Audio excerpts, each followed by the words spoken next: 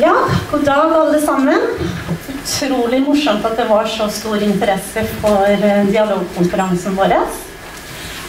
Jeg skal jo få lov å ønske dere velkommen til vertsbyen Sarpsborg da, og som Sarpsborg kommune. En liten slide her nå med bilder utover Sarpsborg, og dere har jo også muligheten her nå til å se utover vår vakre by.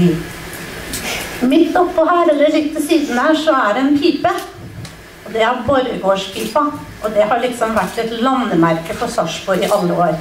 Den er borte nå, men jeg kan huske når jeg var ung når den ble bygd, og det var en stor hendelse når Borregaardspipa kom. Sarpsborg kommune, det er kommunen midt i fylket. Vi er et sentralt knutepunkt, både i forhold til transport og utvikling. Vi bygger nå i byen vår, der bygges nye sykehus i Østfold, som blir Nord-Europas mest moderne teknologiske sykehus. Den skal stå ferdig i 2015. Og vi feirer 1000-årsjubileum i 2016, så vi er en gammel by rik på tradisjoner. Så med andre ord, vi er en attraktiv kommune. I prosessen vår, som Veslemøy har snakket om, så har det vært utrolig viktig for oss å lytte til brukerne der ute. Rett og slett de som blir kundene våre. Og hva sier nå dette? Jo, vi må finne ut hvilke behov uttrykker de eldre i Sarpsborg kommune. Hvilke utfordringer har helse og omsorg overfor hjemmeboende eldre? Og så kommer våre utfordringer til dere som er samlet her i dag. Litt fakta om kommunen. I Sarpsborg kommune så er det 7668 personer over 67 år. Vi har en stor gruppe mellom 67 og 79 år. Og det er 1400 som mottar hjemmesykepleie. Og litt om den tjenesten som vi står midt oppi. Av de 1400 så er det ca. 30–35% som bare får hjelp til medisiner. De skal altså vi ut og serve med dosettvæske eller noen pakkede medisiner. Da skjønner dere som driver litt med business at det er et ganske stort distribusjonsnett. Og det er det vi ofte er. Men vi mener jo da at det her har et ganske stort potensial da, og marked for fremtiden. Aldersfremskrivninger viser at den største veksten av eldre det kommer i gruppen 67–79 år. Og vi har valgt å se litt nøyere på den, fordi vi tenker at de er den gruppen som per i dag har størst læringsmuligheter og lettest for å sette seg inn i nye arbeidsmetoder og ny teknologi. Og vi vet at det er mange som allerede forbereder seg til den nye fremtiden. Og denne kundegruppen, den vokser raskt. I løpet av 8 år så vokser den med nesten 2000 personer.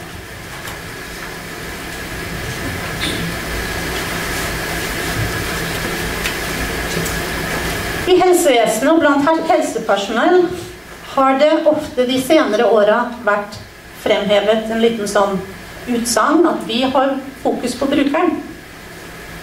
Det som ofte ligger bak det er at brukeren må gjøre sånn som vi synes er best. For det har vi greie på, vi som er helsepersonell. Men vi har valgt å snu det på hodet og få tak i brukernes fokus. Det er det som er viktig å vite. Hva vil de? Så derfor har vi hatt fokusgruppemøter, hvor vi har samlet eldre her i kommunen av forskjellige kategorier, med kroniske sykdommer, vanlige eldre som ikke har noen bestemte plager, hvor de har fått uttale seg. Og det som har vært gjennomgående hos alle er at eldre ønsker seg mer informasjon. Hvor skal jeg henvende meg når noe skjer? Hvor skal jeg klare å få vite om hjelpemidler? Hvordan skal jeg få greie på disse velferdsteknologiske løsningene dere prater så varmt om? Og hvor kan jeg få tak i et sosialt arena? Hvor kan jeg opprettholde et sosialt nettverk? Ut fra det så ser vi at eldres utfordringer er faktisk at de har begrenset tilgang til informasjon. Og de behøver et enklere brukergrensesnitt I forhold til den teknologi og informasjonskanaler som finnes I dag. Informasjon, det gir trygghet når du vet hvordan du skal forholde deg til noe. Informasjon kan være nyheter, en samtale om å vite hvor du skal henvende deg. Men eldre ønsker også informasjon og trygghet rundt egen sykdom. Og det går på muligheten til å følge opp sin egen sykdom hjemme. I forhold til medisinhåndtering, det ikke uten grunn at det 30-35% som vil ha den tjenesten av kommunen. For de trenger trygghet for at de skal ta medisiner riktig. Og andre trygghetsskapende tiltak, kanskje mer tradisjonelle som en trygghetsalarm eller fallalarm, eller sånne ting. Da sier at da føler vi oss tryggere.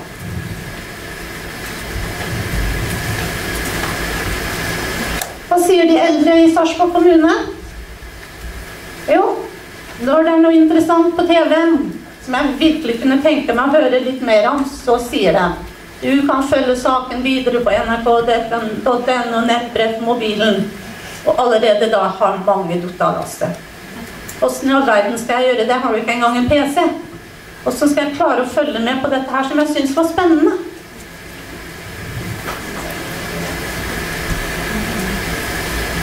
Jeg vet ikke hvor jeg får tak I den informasjonen du forteller om. Forslag fra eldre. Kanskje dere kan lage en brosjyre og legge den ut I postkassa. Det kunne vi selvfølgelig ha gjort. Men hvordan skal vi da klare å holde den informasjonen oppdatert? Hvis vi deler ut det til alle Sarpsborgs innbyggere, så det kanskje 30% som interessert, 40 sånn mellominteressert, og de andre skriverne I søppelbøtta.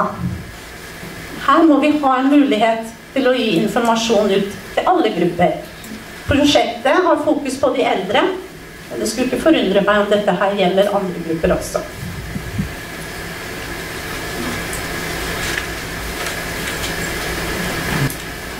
Ensomhet, tiltagende problem hos eldre, som ikke kommer seg ut, som kanskje har sine pårørende boende et helt annet sted I landet. Dette ting som de snakker om, det det som aktuelt for dem. Og det det som vi på en måte må ta på alvor I prosjektet vårt. Det høres ikke så innmari fancy og liksom sånn snasent ut I forhold til teknologi kanskje. Men målet vårt jo at de skal få oppfylt og dekket sine behov. Ellers så har vi rett og slett foretatt et bomskudd. Så for mange eldre så handler det om å gå fra en type velkjent, trygg teknologi til noe nytt. Noen utsagn fra eldre I kommunen. Ikke bruk så mange ord vi ikke forstår. Det ikke alle som like flinke med data og sånn. Så var det en som sa, jeg hørte om en venninne som hadde pratet med barna på datamaskin. Det hørtes fint ut. Det kunne jeg tenkt meg. Eldre I dag jo vant til en teknologisk løsning, som en telefon. Det en måte de tar kontakt med på, og det de fornøyd med. Prate med barna på telefon. Det gjelder å ta det et skritt videre. De var opptatt av egen sykdom. Du, den eldre, jeg ekspert på min egen sykdom. Jeg vet hva jeg trenger av informasjon rundt den for å kunne håndtere min sykdom. Enklere måling av sykdom hjemme, det sier erfaringsmessig at da slipper jeg å dra til fastlegen. Hvis jeg kunne fått greie på det blodverdien min I dag, så hadde jeg behøvd å dra til fastlegen eller på sykehuset. Hvis jeg kjenner meg litt dårlig, kunne jeg fått greie på hva det nå? Bør jeg dra på sykehuset, eller kan jeg vente?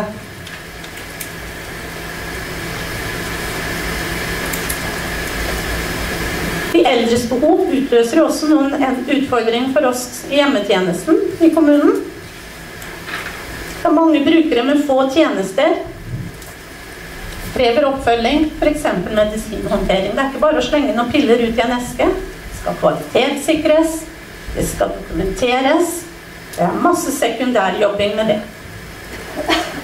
Så det mange brukere da, som godt kunne ha klart seg hjemme selv, men de ønsker denne tryggheten, de å kunne ha kontakten og være innenfor systemet. Jeg har tross alt betalt skatt i alle år, så jeg skal vel ha noe igjen for dette her.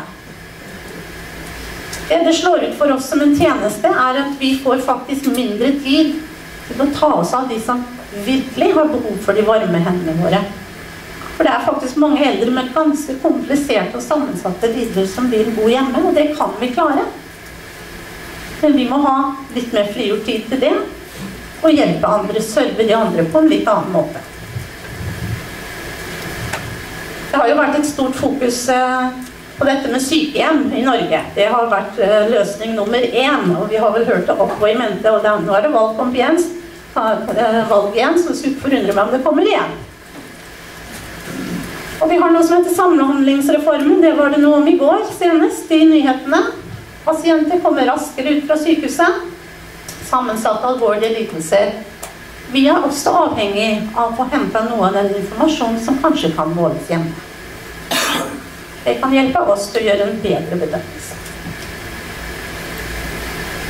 Så har vi noen behov i dag.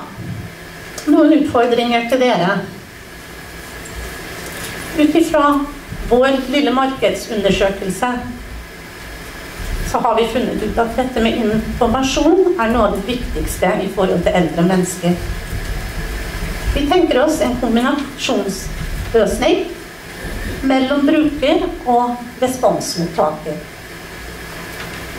Det må være enkelt å ta i bruk, enkel teknologi, og det må nesten være litt selvforklarende. Even Granny gets it, så vi slipper at hun slår det ned og ødelegger det med en gang og får det inn i hjemmet sitt.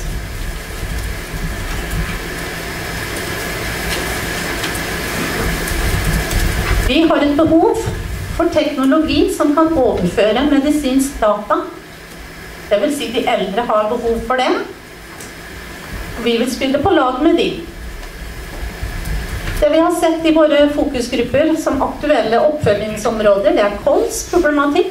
Det er mange med kroniske lidelser som krever oppfølging. Diabetes for nye folkesykdom. Der er vi den kommende gruppe dere. Viktig at vi passer på helsa vår. Og vekt og ernæring er også et fokusområde for eldre som nå og i tiden som kommer, for det har igjen innvirkning på falltendens og mange andre ting som vi vet er vanskelig å håndtere. Medisinhåndtering. Sikkert på noen har noen gode ideer på det også. Her trenger vi noen enklere løsninger enn den gode gammeldagse prosenten. Og så er det jo klart at når vi begynner å snakke om sånne opplysninger som går på det personlige og helsedata, så må det jo være noen form for sikker overføring da. Skal vi tenke meg det? Vi vil jo helst ikke at vi skal komme på avveier. Så det må være enkelt å kunne logge seg på, som vi sier, logge seg på. Hva er det du snakker om, sier den eldre da. Jeg er sikker på at dere har sett en eldre dame på kjøpesenteret og så skal dra fram kortet sitt. Og så sier hun til datteren, kan ikke du lese på lappen her? Jeg har den her ved siden av kortet. Der er pinkoden min. Det blir for vanskelig. Det må være enklere. Mange har også uttrykt behovet for en trygghetsalarm i boligen sin. Så er det mange som spør, hvorfor kan ikke den varsle hvis jeg detter på vei til postkassa for å hente avisa mi? Det er jo innmari dumt da, at ikke den varsler der. Et av poengene med det, tenkte jeg, er nettopp dette velferdsteknologi og hjelpemidler. Det skal ikke passivisere den eldre. Det skal gjøre den eldre mer aktiv. Så hvis vi har et trygghetssystem som gjør at jeg kan ikke bevege meg utenfor min egen bolig, så har vi passivisert den eldre vil.